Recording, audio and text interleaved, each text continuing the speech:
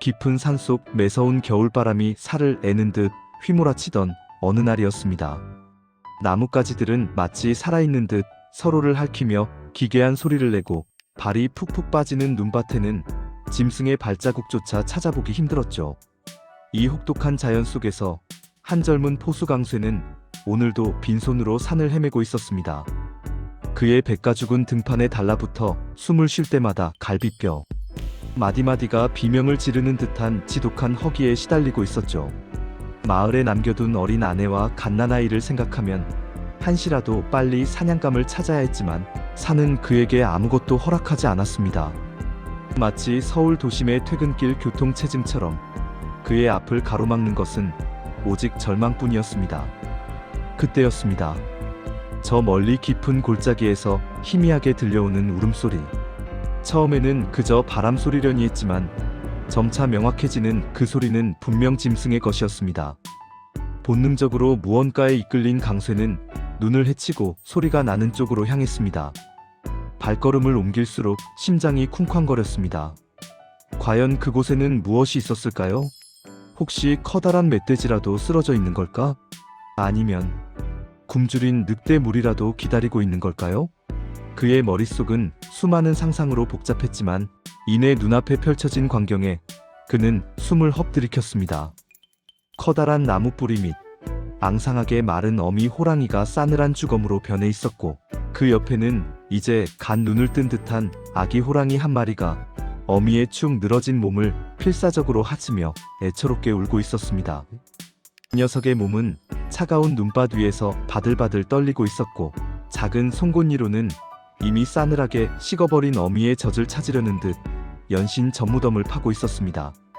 강쇠는 그 자리에서 얼어붙었습니다. 호랑이는 산중의 왕. 만약 저 아기 호랑이가 자라서 자신을 해친다면? 수많은 생각이 그의 머릿속을 스쳤지만 녀석의 간절한 울음소리는 그의 마음을 후벼 팠습니다. 마치 한강 한가운데서 홀로 표류하는 작은 조각배처럼 녀석은 너무나도 위태롭고 작았습니다. 이게 과연 옳은 일일까? 강쇠는 스스로에게 물었습니다. 호랑이를 키운다는 것은 상상조차 할 수 없는 일이었습니다. 하지만 녀석의 눈빛에서 자신의 갓난아기의 모습을 본 것일까요? 지독한 허기와 싸우던 강쇠는 문득 자신이 가진 마지막 희망이자 유일한 생명줄이었던 유포한 조각을 꺼내들었습니다. 그리고 조심스럽게 아기 호랑이에게 다가갔습니다. 녀석은 처음에는 경계하는 듯 이를 드러냈지만 이내 유포 냄새에 이끌려 조심스럽게 코를 킁킁거렸습니다. 그렇게 인간과 호랑이의 기묘한 인연은 시작되었습니다.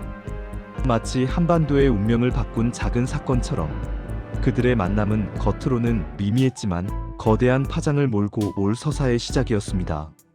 과연 이 만남이 강쇠에게 어떤 운명을 가져다 줄까요? 강쇠는 아기 호랑이를 품에 안고 조심스럽게 산을 내려왔습니다. 녀석의 작은 몸에서 느껴지는 온기는 차가운 겨울 공기 속에서 강쇠의 얼어붙은 마음을 녹이는 듯 했습니다. 마을 사람들의 시선은 곱지 않을 것이 분명했습니다. 호랑이는 두려움의 대상이지 키울 수 있는 존재가 아니었으니까요.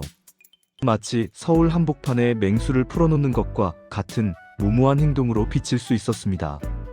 하지만 강쇠는 개의치 않았습니다. 그는 이미 녀석의 눈빛 속에서 살아남으려는 강렬한 의지를 보았고 그 의지가 자신의 처지와 다르지 않음을 느꼈습니다. 집에 도착하자 아내분이는 경악을 금치 못했습니다. 이게 대체 무슨 짓이오 서방? 저것은 맹수요? 우리 어린 자식과 이 집에 재앙을 불러올 것이오. 분이의 절규는 당연했습니다. 그러나 강쇠는 침착하게 아내를 설득했습니다. 이 녀석은 아직 젖먹이요. 어미를 잃고 홀로 남겨진 가엾은 생명일 뿐이요. 우리의 저주로 키우면 분명 우리를 따를 것이요. 분이는 처음에는 완강히 거부했지만 강쇠의 진심, 어린 눈빛과 아기 호랑이의 가녀린 울음소리에 결국 마음을 열었습니다. 마치 굳게 닫힌 성문이 작은 바람에도 흔들리듯 그녀의 마음도 점차 누그러졌습니다. 그렇게 아기 호랑이는 강쇠의 집에서 범이라는 이름으로 새로운 삶을 시작했습니다. 녀석은 강쇠의 갓난아이와 함께 분이의 젖을 나누어 먹고 자랐습니다. 처음에는 젖병으로 우유를 먹였지만 녀석은 본능적으로 분이의 젖을 찾아 물었고 분이 역시 모성애로 녀석을 보듬었습니다.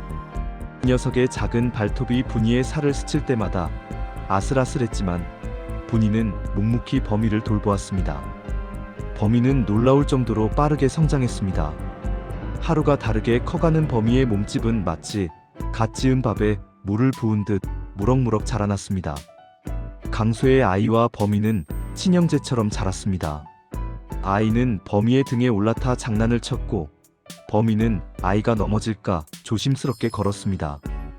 범이는 밤마다 강쇠의 집 주변을 맴도는 짐승들로부터 가족을 지키는 든든한 수호자가 되었습니다. 마을 사람들은 처음에는 두려움에 떨었지만 범이가 한 번도 해를 끼치지 않고 오히려 짐승들을 쫓아내자 점차 범이의 존재를 인정하기 시작했습니다.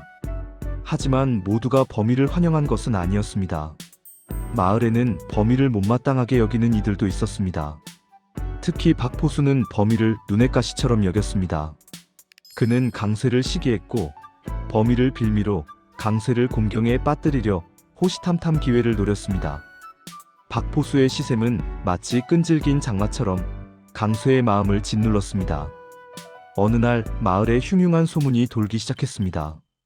밤마다 가축들이 사라지고 숲에서는 섬뜩한 짐승의 울음소리가 들린다는 것이었습니다. 마을 사람들은 두려움에 떨었고 그들의 의심은 자연스럽게 범이에게 향했습니다. 필시 저 호랑이가 밤마다 몰래 내려와 가축들을 잡아먹는 것이 틀림없어 박포수는 이 기회를 놓치지 않았습니다. 그는 마을 사람들을 선동하며 범이를 죽여야 한다고 주장했습니다. 우리가 저 맹수를 계속 살려두다가는 우리 목숨까지 위태로워질 것이오. 그의 선동은 들불처럼 번져나갔고 마을 사람들의 공포는 점차 광기로 변해갔습니다. 마치 불길이 걷잡을 수 없이 번지듯 마을의 분위기는 걷잡을 수 없는 방향으로 흘러갔습니다. 강쇠는 억울했습니다. 범이는 결코 그런 짓을 저지를 리 없었습니다. 그는 범이가 얼마나 가족을 아끼고 마을을 지켰는지 누구보다 잘 알고 있었습니다. 하지만 마을 사람들의 눈은 이미 공포에 가려져 강쇠의 말을 믿으려 하지 않았습니다. 여러분이라면 믿으시겠습니까? 젖을 먹여 키운 호랑이가 자신의 은인을 해칠 리 없지 않습니까? 강쇠의 호소에도 불구하고 마을 사람들은 범이를 죽이기로 결의했습니다. 그들은 몽둥이와 낫을 들고 강쇠의 집으로 향했습니다. 마치 분노한 파도처럼 그들의 함성은 강쇠의 귀를 때렸습니다. 그때였습니다. 마을 사람들이 강쇠의 집 문을 부수고 들어오려는 순간 범이가 거대한 몸으로 문을 가로막았습니다. 녀석의 눈은 붉게 충혈되어 있었고 낮게 으르렁거리는 소리는 마치 천둥소리 같았습니다. 범이는 가족을 지키기 위해 자신을 희생하려는 듯 보였습니다. 마을 사람들은 잠시 주춤했지만 이내 다시 범이를 향해 달려들었습니다. 바로 그 순간 숲속에서 더욱 거대한 울음소리가 터져나왔습니다. 마치 서울 아파트 단지의 경보음처럼 그 소리는 마을 전체를 뒤흔들었습니다.